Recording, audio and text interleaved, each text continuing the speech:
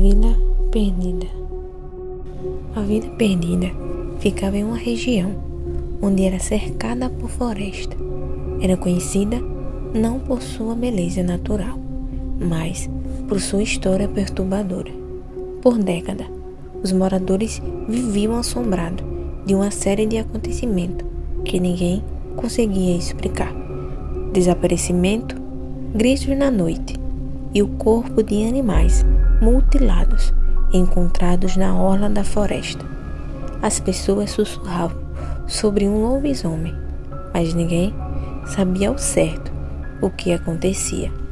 Para muitos, era melhor acreditar que era um monstro do que enfrentar a verdade. Alguém estava caçando à noite e a vila estava à beira do desespero.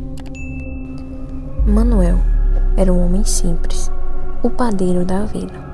Trabalhava duro, mas carregava um peso que poucos conheciam: o fracasso em proteger sua família. Anos antes, uma doença misteriosa havia tirado a vida de sua esposa e dos seus 2 filhos. Desde então, Manuel era visto como uma sombra de si mesmo, isolado e amargurado. Um dia, Manuel desapareceu. Seus vizinhos assumiram que ele havia decidido deixar a vida para sempre, incapaz de suportar a lembrança dolorosa. Mas alguns diziam que ele foi atraído pela floresta, que havia algo lá dentro, algo que o chamava. Poucas semanas após seu desaparecimento, os acontecimentos sinistros começaram. Galinhas eram encontradas mortas, cães desapareciam e as pessoas relatam ouvir passos pesados e alguns barulhos durante a noite na floresta.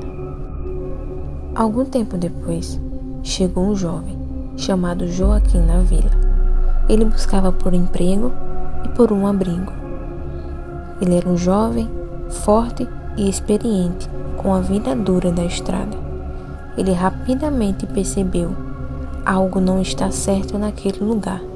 O medo era quase palpável. As pessoas evitavam sair de casa à noite e os olhares desconfiados eram lançados a qualquer estranho.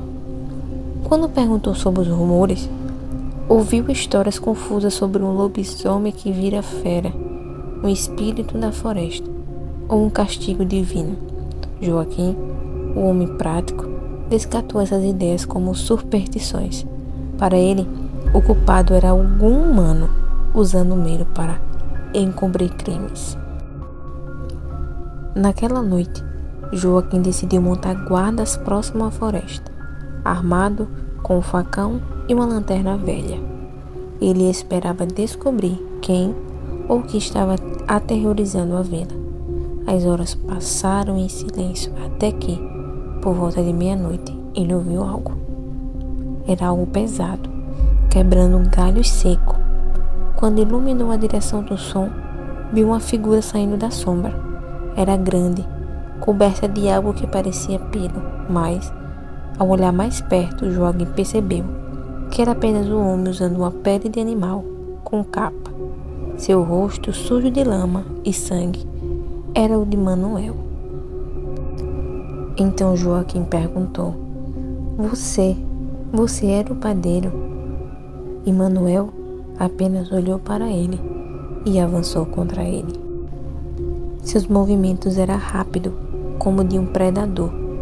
Joaquim conseguiu desviar do primeiro golpe e usou o facão para se defender, mas Manuel parecia insensível à dor. A luta foi feroz e Joaquim, apesar de sua força, percebeu que Manuel estava mais perto de uma fera do que de um homem.